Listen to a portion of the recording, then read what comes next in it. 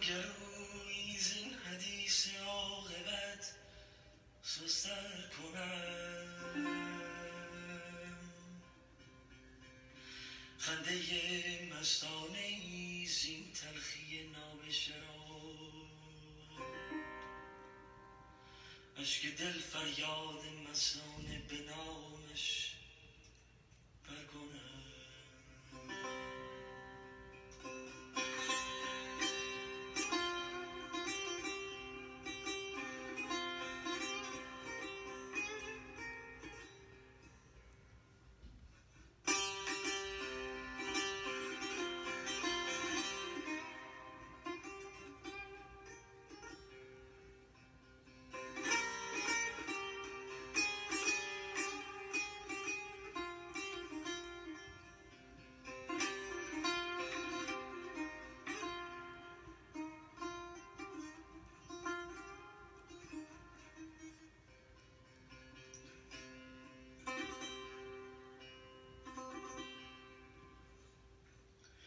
یاد بادا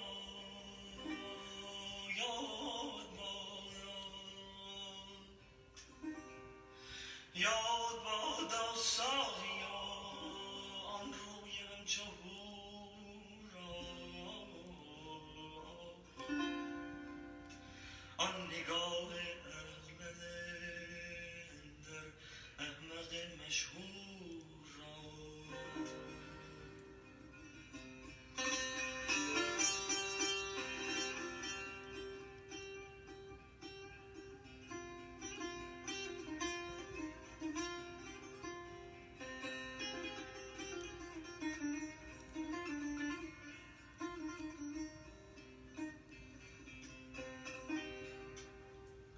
خنده بی مثل او بر دل دکانی هم زده، پنهان کرده در دل و مغز و روانم تو را.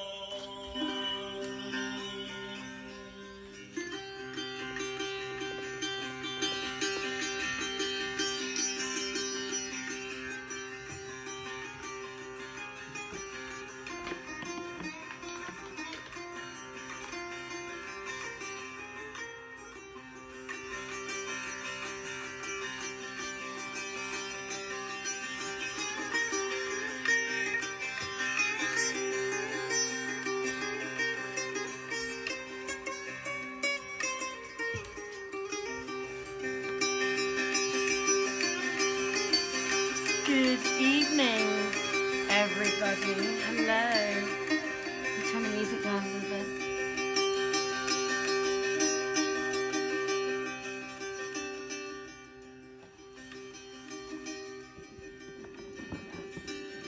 Sorry, as I tried to give you a bit more of the fire before I joined you. There you go. Good evening, everybody. Welcome to Vienna and my living room and my beautiful fire on this lovely 4th of December evening. It's so nice to see you. Hello, hi everybody, hi Maureen, hi Elizabeth, hi Chowdhury, hello Ahmed. It's very lovely to have you all online and anybody else who joins us at any stage. My name is Joanna Godwin Seidel, and I'm your host for the reading of 1001 Nights. And without further ado, I will crack on.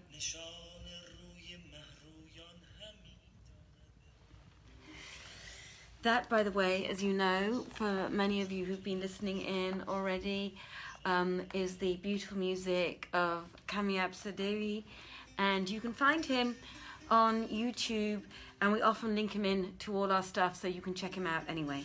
Okay, so I hope you are all having a very pleasant evening so far, or if your day is just starting, wherever you are in your day, I hope it's all going really well for you. So let us begin. Now, when it was the 233rd night, Scheherazade said, It has reached me, O auspicious king, that Bahadur hung down his head groundwards before the king, who cried out at him, saying, Woe to thee who killed this girl! He replied, O my lord, I killed her, and there is no majesty and there is no might save in Allah, the glorious, the great. So the king, in his anger, commanded to hang him, and the hangman went down with him by the king's commandment, and the chief of police accompanied him with a crier, who called upon all the folk to witness the execution of Bahadur, the king's master of the horse, and on this wise they paraded him through the main streets and the market streets. This is how it fared with Bahadur. But as regards Amjad, he awaited his host's return till the day broke and the sun rose, and when he saw that he came not, he exclaimed, There is no majesty, there is no might save in Allah, the glorious, the great. Would I knew what had become of him. And as he sat musing, behold, he heard the crier proclaiming Bahadur's sentence and bidding the people to see the spectacle of his hanging at midday. Whereat he wept and exclaimed, Verily, we are Allah's, and to him we are returning. He meaneth to sacrifice himself unjustly for my sake, when I it was who slew her. By Allah, this shall never be. Then he went from the saloon, and, shutting the door after him, it's actually my birthday today, so and I forgot to turn the telephone off, so if it keeps going or something happens, I do apologise. Then he went from the saloon, and shutting the door behind him, hurriedly threaded the streets till he overtook Bahadur, where he stood before the chief of police and said to him, O my lord, put not Bahadur to death, for he is innocent. By Allah, none killed her, but I. Now, when the captain of police heard these words, he took them both, and carrying them before the king, acquainted him with what Amjad had said. Whereupon he looked at the prince and asked him, Didst thou kill the damsel?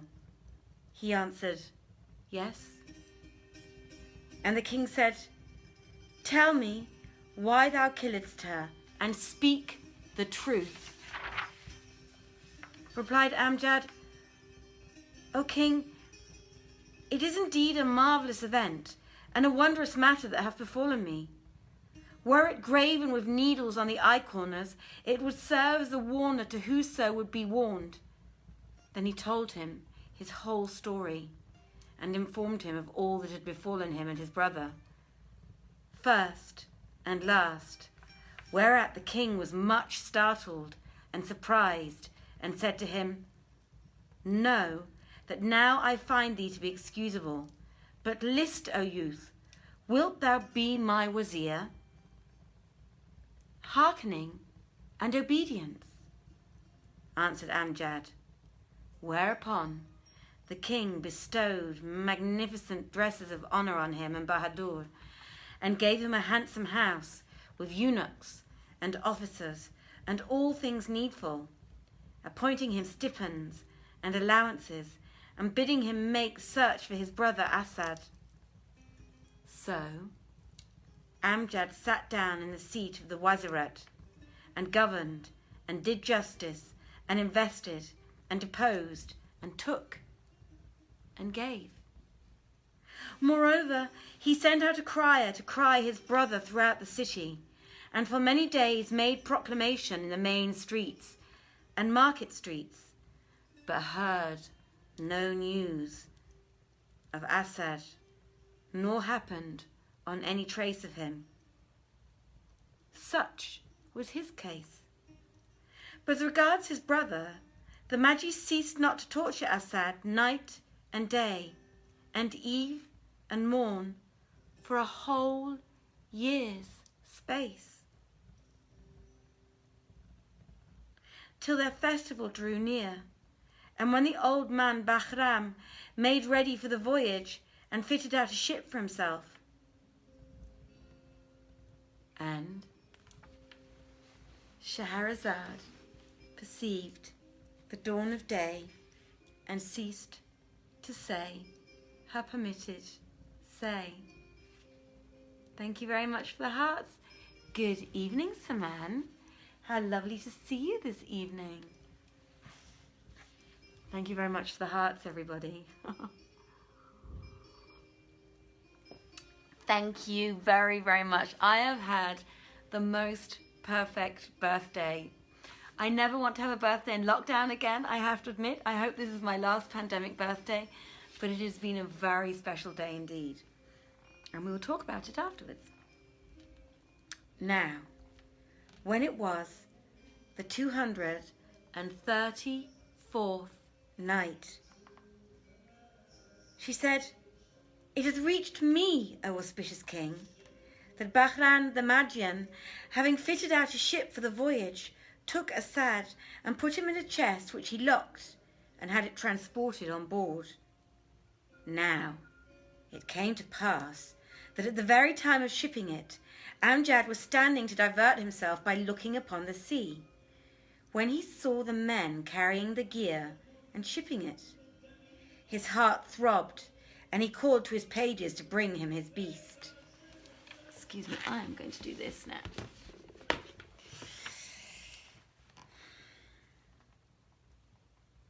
Then, mounting with a company of his officers, he rode down to the seaside and halted before the Magian's ship, which he commanded his men to board and search. They did his bidding and boarded the vessel and rummaged in every part, but found no thing. So they returned and told Amjad, who mounted again and rode back. But he felt troubled in his mind. And when he reached his place and entered his palace, he cast his eyes on the wall and saw written thereon 2 lines, which were these couplets: "My friends, if you are banished from mine eyes, from heart and mind, ye ne'er go wandering. But ye have left me in my woe and rob. Rest from my eyelids while ye are slumbering." And seeing them, Amjad thought of his brother and wept. Such was his case. But as for Bahram the Magian, he embarked and shouted and bawled to his crew to make sail in all haste. So they shook out the sails and departed, and ceased not to fare on many days and nights. Every other day Bahram took out Asad and gave him a bit of bread and made him drink a sup of water till they drew near the mountain of fire. Then there came out on them a storm wind, and the sea rose against them, so that the ship was driven out of her course till she took a wrong line and fell into strange waters. And at last they came in sight of a city builded upon the shore, with a castle whose windows overlooked the main. Now the ruler of this city was a queen called Barjana, and the captain said to Bahram, "O my lord, we have strayed from our course and come to the island of Queen Marjana, who is a devout Muslimah, and if she know what we are Magians, she will take our ship and slay us to the last man. Yet needs must we put in here to rest and refit." Quoth Bahram, "Right is thy recking, and whatso thou seest fit, that I will do." Said the shipmaster, "If the queen summon us and question us, how shall we answer her?" And Bahram replied, "Let us clothe this Muslim we have with us in a Mameluke's habit and carry him ashore with us, so that when the queen sees him, she will suppose and say, 'This is a slave.' As for me, I will tell her that I am a slave dealer who buys and sells white slaves, and that I had with me many, but have sold all save this one, whom I retained to keep." And look, here we are. This is a beautiful rendering. Wonderful Middle Eastern artwork from 1001 Nights. It's very beautiful. I actually love this kind of, I know I do realise it's a bit colonialist, but I love this Middle Eastern artwork. "My accounts, for he can read and write." And the captain said, "This device should serve." Presently they reached the city and slackened sail and cast the anchors, and the ship lay still, when behold, Queen Marjanah came down to them, attended by her guards, and halting before the vessel, called out to the captain, who landed and kissed the ground before her. Quoth she, "What is the lading of this thy ship, and whom hast thou with thee?" Quoth he, "O Queen of the age, I have with me a merchant who dealeth in slaves." And she said, "Hither with him to me." Whereupon Bahram came ashore to her, with Asad walking behind him in a slave's habit, and kissed the earth before her. She asked, "What is thy condition?" And he answered, "I am a dealer in chattels." Then she looked at Asad, and taking him for a Mameluke, asked him, "What is thy name, O youth?" He answered, "Dost thou ask my present or my former name?" "Hast thou then two names?" inquired she. And he replied, and indeed his voice was choked with tears, "Yes, my name aforetime was Al-Asad, the most happy, but now it is Al-Mutur, miserimos." Her heart inclined to him, and she said, "Canst thou write?" "Yes," he answered, and she gave him an ink case and reed pen and paper, and said to him, "Write somewhat, that I may see it." So he wrote these couplets. "What can the slave do when pursued by fate? O justice judge, whatever be his state, whom God throws hand-bound in the depths and says, 'Beware, lest water should thy body wet.'" Now, when she read these lines, she had ruth upon him, and said to Bahram, "Sell me this slave." He replied, "Oh, my lady, I cannot sell him, for I have parted with all the rest, and none is left with me but he." Quoth the queen, "I need have him of thee, either by sale or way of gift." Quoth Bahram, I will neither sell him nor give him." Whereat she was wroth, and taking Asad by the hand, carried him up to the castle, and sent Bahram, saying, "Except thou set sail and depart our city this very night, or I will seize all thy goods and break up thy ship." Now, when the message reached the Magian, he grieved with sore grief, and cried, "Verily, this voyage is on no wise to be commended." Then he arose and made ready, and took all he needed, and awaited the coming of the night to resume his voyage, saying to the sailors, "Provide yourselves with your things, and fill your water skins, that we may set sail at the last of the night." So the sailors did their business and awaited the coming of darkness. Such was their case.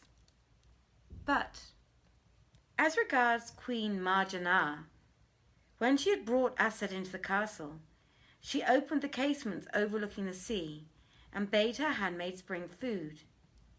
They set the food before Asad and herself, and both ate.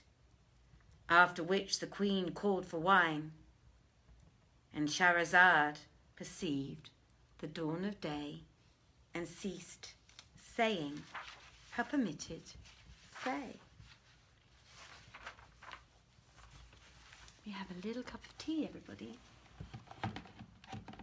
and some of my coffee too. It's been quite a long day actually in the end. Isn't this fire absolutely beautiful? It's shining so bright. I don't know whether you can hear it, but my dog Georgie, some of you have met him already, is dreaming in the background, and he's making quiet little noises in his dream. Maybe he's chasing rabbits or some such.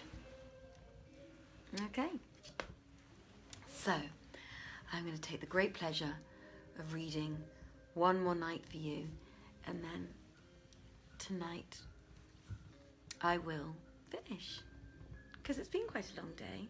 As you can see, I've already got some Christmas decorations up in my house. Now, normally we don't put Christmas decorations up until the 16th of December or thereabouts. But this year, because of COVID, we're doing everything different and making the house look sparkly and very special. So, here we go. Are you ready? Now, when it was the 235th night, try saying that one when you're drunk, she said, "It hath reached me, O auspicious king, that when Queen Marjanah bade her handmaids bring wine, and they set it before her, she fell to drinking with Asad. Now Allah, be he extolled and exalted, filled her heart with love for the prince, and she kept filling his cup and handing it to him till his reason fled, and presently he rose and left the hall to satisfy a call of nature. As he passed out of the saloon, he saw an open door, through which he went and walked on till his walk brought him to a vast garden full of all manner of fruits and flowers, and sitting down under a tree, he did his occasion. Then he rose and went up to a jetting fountain in the garden, and made the lesser ablution, and washed his hands and face. After which he would have risen to go away, but the air smote him, and he fell back with his clothes undone, and slept, and night overcame him thus. So far concerning him. But as concerns Bahram, the night being come, he cried out to his crew, saying, "Set sail, and let us away." And they answered, "We hear and obey, but wait till we fill our water skins, and then we will set sail." So they landed their water skins, and went round about the castle, and found nothing but garden walls, whereupon they climbed over into the garden, and followed the track of feet, which led them to the fountain, and there they found Asad lying on his back. They knew him, and were glad to find him, and after filling their water skins, they bore him off and climbed the wall again with him, and carried him back to haste to Bahram, who they said, "Hear the good tidings of thy winning thy wish, and gladden thy heart, and beat thy drums, and sound thy pipes, for thy prisoner, whom Queen Marjanah took from thee by force, we have found and brought back to thee." And they threw Asad down before him. When Bahram saw this, his heart leapt for joy, and his breast swelled with gladness. Then he bestowed largesse on the sailors and bade them set sail in haste. So they sailed forthright, intending to make the mountain of fire, and stayed not their course till the morning. This is how it fared with them. But as regards Queen Marjanah, she abode a while after Asad went down from her, awaiting his return in vain, for he came not. Thereupon she rose and sought him, yet found no trace of him. Then she bade her women light flambeaux and look for him. Whilst she went forth in person, and seeing the garden door open, she knew that he had gone thither. So she went out into the garden, and finding his sandals lying by the fountain, searched the place in every part, but came upon no sign of him. And yet she gave not over the search till morning. Then she inquired for the ship, and they told her, "The vessel set sail in the first watch of the night." Wherefore she knew that they had taken Asad with them, and this was grievous to her, and she was sore and angered. She bade equip 10 great ships forthwith, and, making ready for fight, embarked in one of the 10 with her Mamelukes and slave women and men-at-arms, all splendidly accoutred and weaponed for war.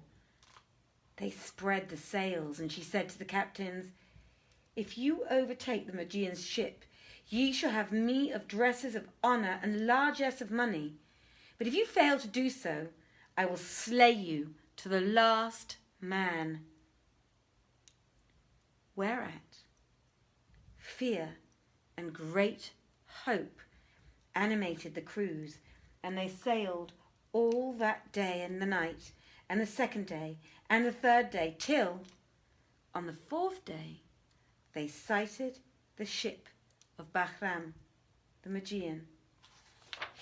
And before evening fell, the Queen's squadron had surrounded it, and on all sides, just as Bahram had taken Asad forth of the chest, and was beating and torturing him, whilst the prince cried out for help and deliverance, but found neither helper nor deliverer, and the grievous bastinado sorely tormented him. Now, while so occupied, Bahram chanced to look up, and, seeing himself encompassed by the Queen's ships as the white of the eye encompasseth the black, he gave himself up for lost and groaned and said, "Oh, woe to thee, Asad, this is all out of thy head." Then, taking him by the hand, he bade his men throw him overboard and cried, "By Allah, I will I will slay thee before I die myself." So they carried him along by the hands and feet and cast him into the sea, and he sank. But Allah, be he extolled and exalted, willed that his life be saved, and that his doom be deferred.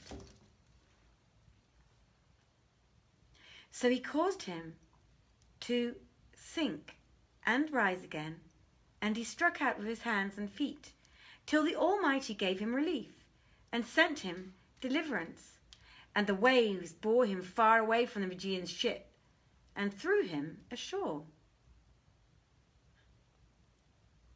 He landed, scarce crediting his escape, and once more on land he doffed his clothes and wrung them and spread them out to dry, whilst he sat naked and weeping over his condition, bewailing his calamities and mortal dangers and captivity and strangerhood. And presently he repeated these 2 couplets. Allah, my patience fails. I have no ward. My breast is straightened and clean cut my cord. To whom shall wretched slave of case complain, save to his Lord? O thou of lords, the Lord. Then, having ended his verse, he rose and donned his clothes, but he knew not whither to go, or whence he came. So he fed on the herbs of the earth, and the fruit of the trees, and he drank of the streams, and fared on night and day, till he came in sight of a city. Whereupon he rejoiced and hastened his pace.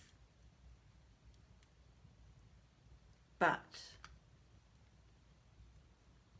when he reached it,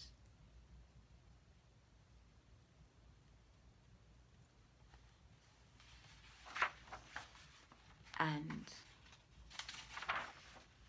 guess what I am going to say?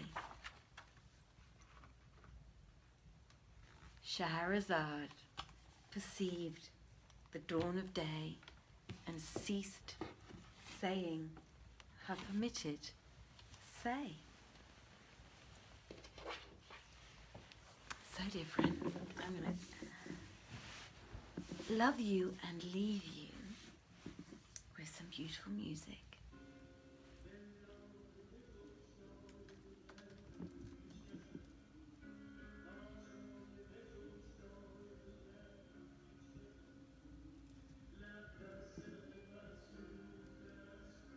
Not this one actually, although I do like it very much.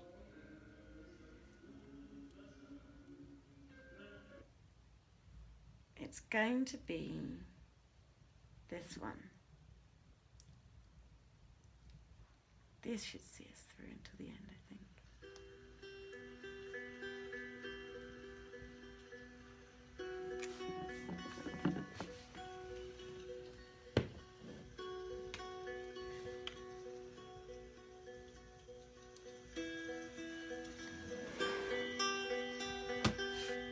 Hi, Eno! Everybody who's watching on the different channels, it has been an absolute pleasure reading for you this evening. I hope very much that you've enjoyed my half fire, and I am going to send you many, many blessings. Please take care of yourself and treat yourself and your loved ones in the best possible manner. And we will see each other again next week. Sending you all, hi, sending you all my very, very best wishes for a wonderful weekend, and see you next week. Many blessings. Salam, everybody. I'm going to leave you with the music and the burning fire until the end of this song, so that you can just enjoy the fire a little bit. Bye bye.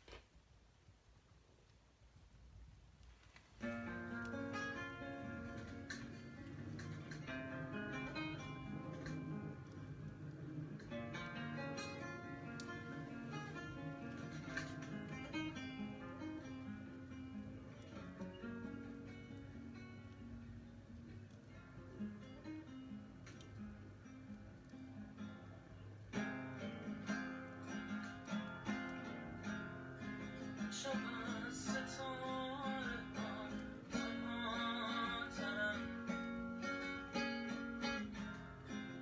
دارم آروم تو رو از یاد میبرم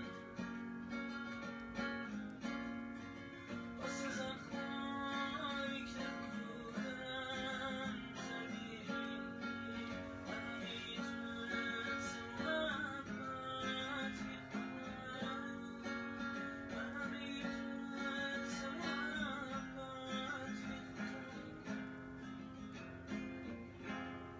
امشب آسمون گرفته نازنین مثل موزی که تو چشمای منه یاد با تو بودنم مثل شب دل زندگی آتیش میزنه دل زندگی آتیش میزنه تو خودت نخواستی با تو بمونم نگاه تو چشمای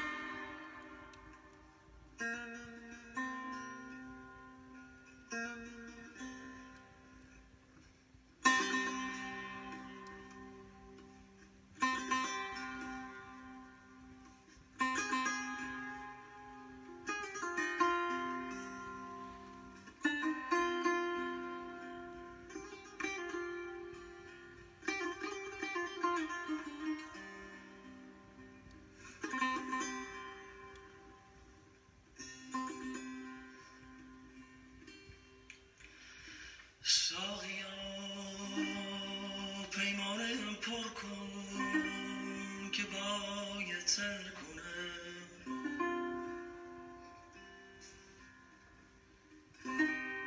من گلوی زین حدیث عاقبت سستر کنم. خنده مستانه زین تلخی ناب شراب، اشک دل فریاد مستانه به نامش بر کنم.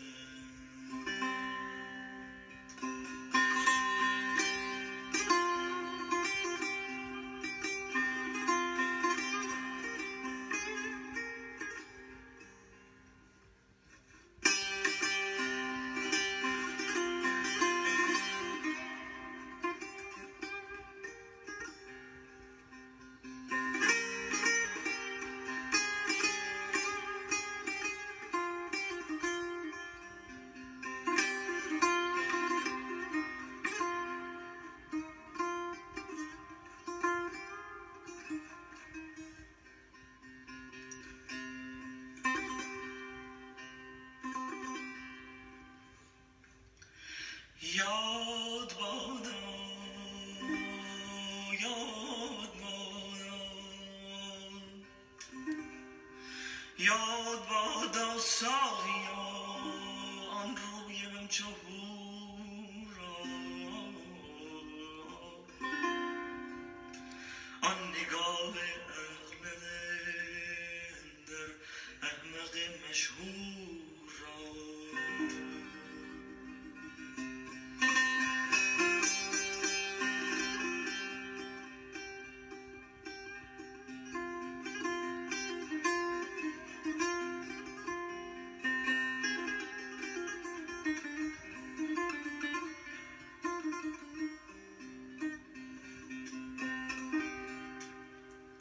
خنده بی مثل او بر دل دکانی هم زده،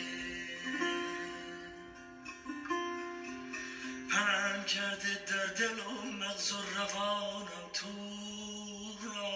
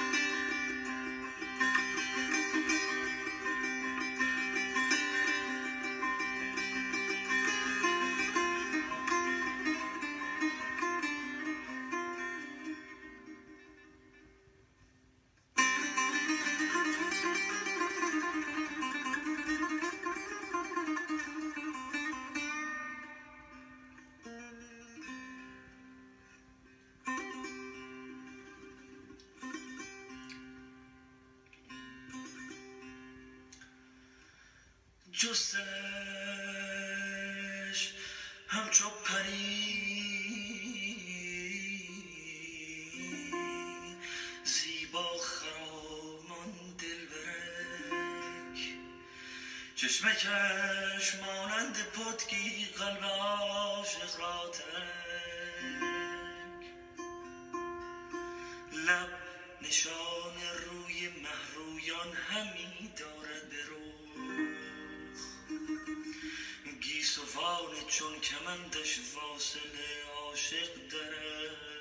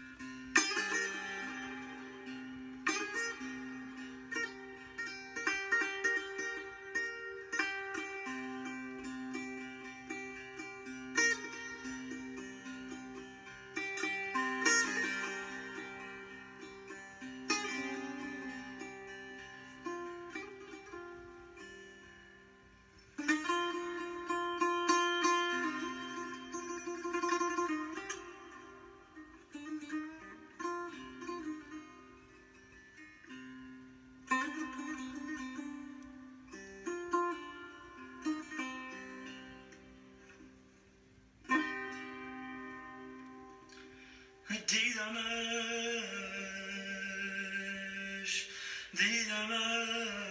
من روز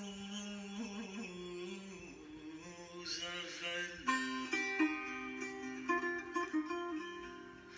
دیدمش من روز اول یک نصرت دل دادمش جلوه‌ای از عشق رسوا نهانم دادمش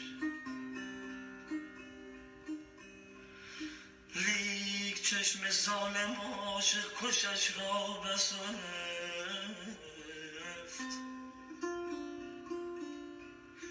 این دل بیچاره را برد و چرزان دادمش.